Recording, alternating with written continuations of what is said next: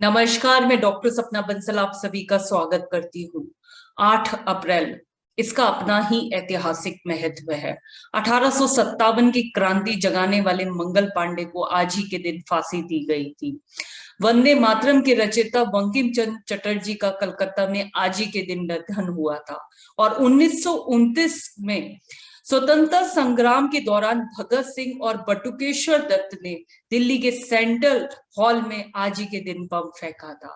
शहीदों की चिताओं पर लगेंगे हर बरस मेले, शहीदों की चिताओं पर लगेंगे हर बरस मेले, वतन पर मरने वालों का बस यही निशान बाकी होगा, यही निशान बाकी होगा।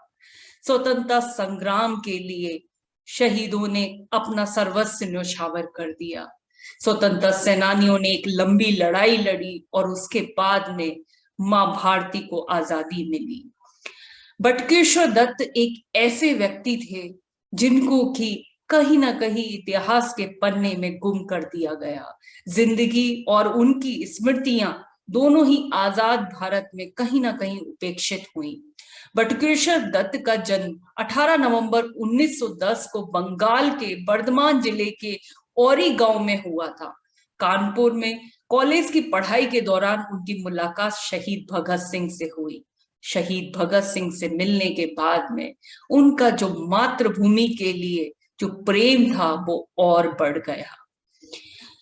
1924 की बात है कि भगत सिंह से प्रभावित होकर बटुकेश्वर दत्त उनके क्रांतिकारी संगठन हिंदुस्तान सोशलिस्टिक रिपब्लिकन एसोसिएशन से जुड़ गए। उन्होंने बम बनाना भी सीखा। क्रांतिकारी द्वारा आगरा में एक बम फैक्ट्री भी बनाई गई जिसका की संचालन बटुकेश्वर दत्त ने किया। वहीं दूसरी ओर पब्लिक सेफ्टी बिल और ट्रेड डिस्प्यूट बिल जैसे दमनकारी कानून जो कि अंग्रेजों द्वारा लाए जाने थे, 8 अप्रैल 1929 को भारतीय क्रांतिकारी भगत सिंह और बटुकेश्वर दत्त ने दिल्ली के सेंट्रल असेंबली में बम फेंका। उनका मानना था कि अंग्रेजी हुकूमत बैरी है और उनको सुनाने के लिए एक धमाका जरूरी है। बटुकेश्वर दत्त ने और भगत सिंह वहां से भागे नहीं, वो वहीं रहे और उन्होंने अपनी गिरफ्तारी देते हुए कहा, इनकलाब जिंदाबाद, इनकलाब जिंदाबाद, भारत माता की जय। ये नारों के द्वारा उन्होंने ढेर सारे पर्चे वहां फेंक दिए और वहीं अंग्रेजों द्वारा उनको गिरफ्तार कर लिया गया।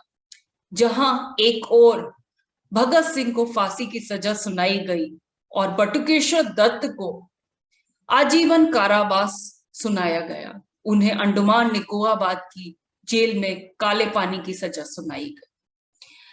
1933 और 1937 में ऐतिहासिक भूख हड़ताल उन्होंने की। सेलुलर जेल में 1937 में बांकीपुर केंद्रीय कार्यालय से उन्हें पटना लाया गया और 1933 में भी रिहा कर दिया गया। बाद में उन्होंने महात्मा गांधी के साथ में भी कई सारे आंदोलनों में भाग लिया। काले पानी की गंभीर बीमारियों से वो ग्रसित हो गए थे क्योंकि उनको टीबी की बीमारी हो गई थी, लेकिन उनके अंदर एक पीड़ा थी। शहीद भगत सिंह को फांसी की सजा दी गई जबकि उनको काले पानी की सजा मिली, क्योंकि वो चाहते थे कि शहीद भगत सिंह के साथ साथ उनको भी फांसी हो जानी चाहिए थी। उनका जीवन इतना आसान नहीं रहा। 15 अगस्त 1947 को ये देश आजाद हुआ। उन वीरों की शहादत को एक श्रद्धांजलि मिली, एक कारवां मिला जब मां भारती अंग्रेजों से आजाद हुई। लेकिन वहीं कुछ क्रांतिकारियों को उपेक्षित भी किया गया। बटुकेश्वर दत्त पारिवारिक जिम्मेदारियों में फंस गए। शादी के बाद में अपनी जीविका निर्वाह करना भी उनके लिए मुश्किल हो गया। उन्होंने एक टूरिस्ट गाइड के रूप में काम किया, यहां तक कि एक सिगरेट फैक्ट्री में काम किया।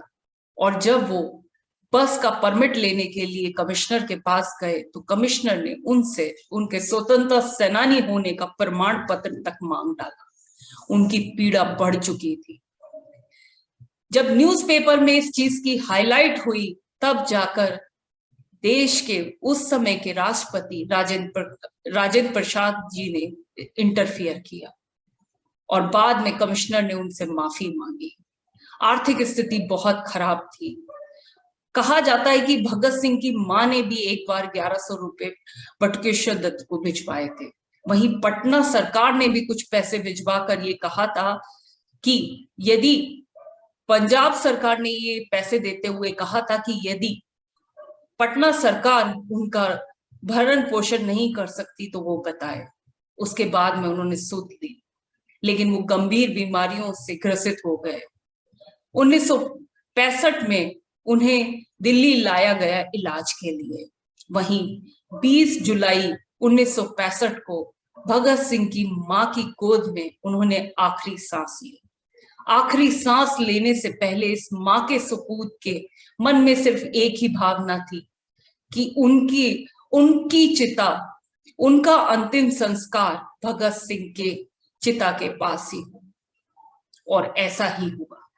उन्होंने अपना सर्वस्व न्यौछावर कर दिया। लेकिन आजादी के बाद भी आज भी बटुकेश्वर दत्त का कहीं दूर दूर तक नाम नहीं है।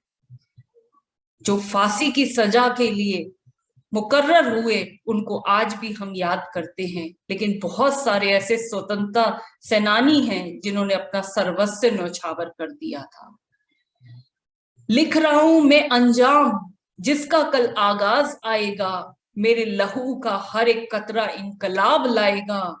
मैं रहूं या ना रहूं, मैं रहूं या ना रहूं, ये वादा है मेरा तुमसे कि मेरे मरने के बाद मरने वालों का सैलाब आएगा, मरने वालों का सैलाब आएगा। ये आजादी हमें विरासत में नहीं मिली है, ये उन स्वतंत्रता सेनानियों के